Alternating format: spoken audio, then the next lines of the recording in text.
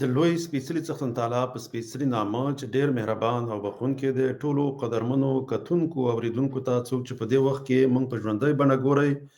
او که څوک به بیا موږ وروسته ګورئ، ټولو ته ډېر زیات سلامونه او درناوی. ملګرو، د لوی افغانستان تلویزیون ته ښه راغلاست. نن به درته د لوی افغانستان له تلویزیون لخوا هم مبارکي وایم. د لوی افغانستان تلویزیون څخه د لوی اختر مبارکۍ پیغام د لوی افغانستان تلویزیون لخوا ټولو درنو پښتنو قدرمنو افغانانو او د نړۍ په ټولو برخو کې د اسلام په سپېڅلي دین باندې ایمان لرونکو مسلمانانو ته د نیکمرغه لوی اختر په پار د زړه له کومې مبارکي. زه به ته د خپل طرفه هم مبارکي ویم، ځکه سبا ته انشاءالله تعالی اختر دی. نو زه عمر بورا زماني خپل ټولو قدرمنو خپلوانو خوږو ملګرو درنو پښتنو باعزته افغانانو او ټول مسلمان امت ته د زړه له کومې د نیکمرغه لوی اختر مبارکي وایم. دا اختر دې زموږ لپاره د مینې، ورورولۍ، یووالي، خوشحالۍ او برکتونو زیری راوړي. الله دې زموږ قرباني قبول کړي، زړونه مو له کینې، بغض او نفاق څخه پاک کړي او موږ ته دې د سولې، تفاهم او یو ملت کېدلو توفیق راکړي. راځئ چې په دې مبارکه ورځ کې د بېوزلو لاسنیوی وکړو، د وینې پر ځای مینه، د تاوتریخوالي پر ځای زغم او د تفرقې پر ځای یووالی خپور کړو. اختر مو مبارک، زړونه مو ښاد، کورونه مو ډک له رحمتونو. ملګرو، پرون ما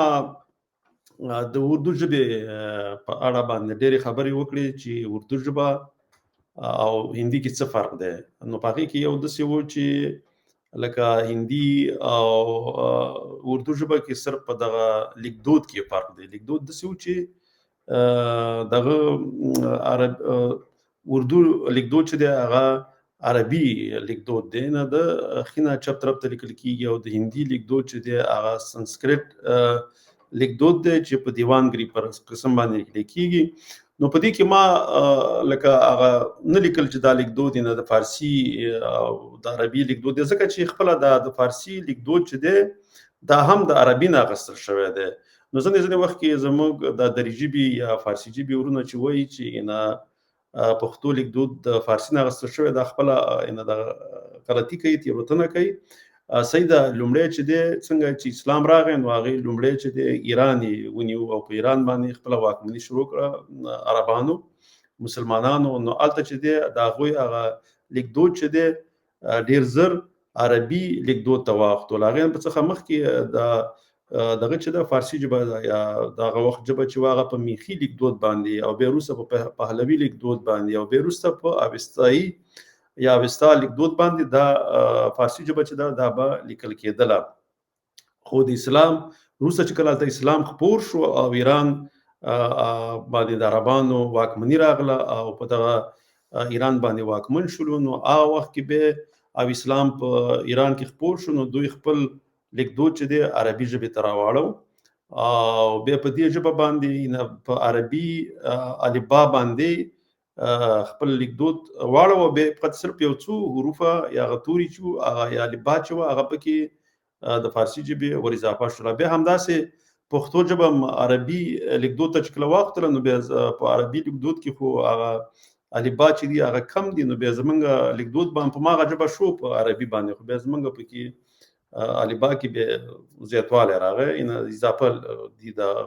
عربي کوم چې الفبا دي. نو دا مې ځکه کوله ځکه چې ځینې ملګري هغه داسې فکر کوي چې اردو ژبه چې ده دا په عربي یا هلته په کوم ځای کې چې معلومات دوی راټولوي، یا ما خپله هم کتل نو هلته یې ورسره فارسي هم لیکلي وه، خو ما خپله فارسي لرې کړله ځکه چې فارسي خپله همدغه عربي لیکدود فارسي د عربي لیکدود اخیستلی دی. نو بیا ضرور نه و چې ما ویلی وی چې اردو چې ده هغه په فارسي یا عربي لیکدود باندې لیکلی کېږي، نو هلته بیا دا ضرورت نه احساسېږي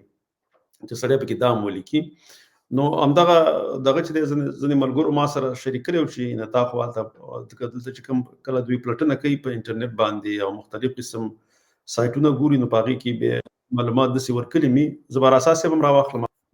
نو بیا دغه ده. نو په دې باندې به دا ما ځکه پرون به پکې دغه د فارسی دغه نو راچولې نو به دې کې ده وای څنګه مونږ بل نورم ځان د وړو کې کوی څه چې دا دغه ښکارا شي ماته لو لسمه پیړۍ وروسته چې مسلمانان ایران ته راغلل عربي لیکدود د قرآن دین او ادارو له عمله غالب شو نه په ادارو کې به دغه عربي لیکدود کارېدو ځکه د عربانو واکمني و نو دغه لیکدود چې دی دا به عام شو فارسی ژبه هم دا لیکدود اختیار کو فارسی ژبه د عربي لیکدود سره تطبیق شو او د لیکدود تر نن ورځې پورې د فارسی لپاره کاریږي نو د عربي لیکدود څخه مخکې فارسی ژبه په میخي پهلوي او اوستا لیکدودونو لیکل کېده چې هر یوی د خپل دوري او دینی سیاسي اړخونو سره تړاو لري عربي لیکدود وروسته د اسلام فرهنګي نفوذ له عمله غالبه شو نو دا به ان شاء الله تعالی به وروسته د دې باندې خبرې کوم د دې عکسونه او جدولونه دا به د ځان سره راوړم او به په دې باندې مکمل پروګرام کوو ځکه نن ما دا ځکه په دې ډېری خبرې نه غوښتلې ځکه دا اختر سبا اختر دی او موږ صرف د خاطر راغلی یو چې دغه اختریس پیغام خپل ملګرو ته ویو نو دا مالګي خبرې ځکه په وکړي چې پرون ځنې ما د اردو او هغه د